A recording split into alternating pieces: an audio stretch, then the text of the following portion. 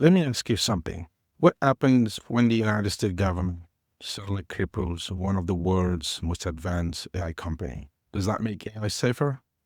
Do its competitors simply just get richer? Because that's exactly what's happening right now with Anthropics. Here's the real story.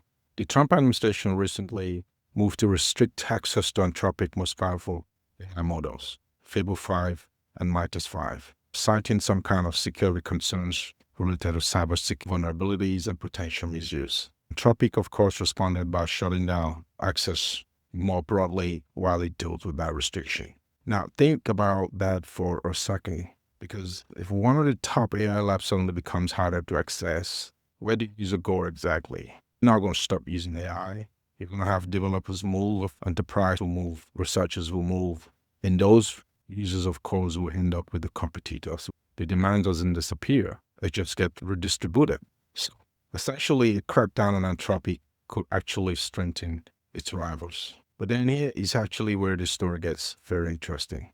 This isn't about Anthropic. It's a much bigger question, because who gets to decide which AI models the public can use? For years, these AI labs largely regulated themselves, but the government is stepping in right now, and is stepping in with things like export controls, national security reviews, all kinds of restrictions on who can access this advanced models. But then, once governments start deciding which AI systems are too powerful, well, that's like a completely different AI industry than the one we have right now. Now, I know what some of you might be thinking. If these models can help hackers, shouldn't they be restricted?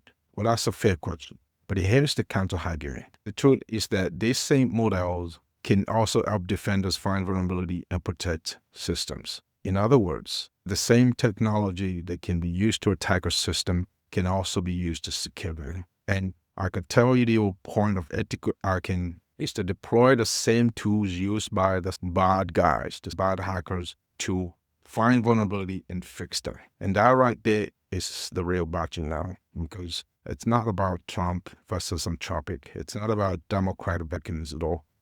The real battle is, how do you control powerful AI without crushing innovation? Because if Anthropic loses access to customers, its competitors will win. And if restrictions spread across the entire industry, of course, everyone slows down. And the decisions being made right now could determine who actually dominates AI for the next decades. So let me ask you simply, should the government have the power to restrict advanced AI models, or should the market just simply decide? Comment, government, or markets?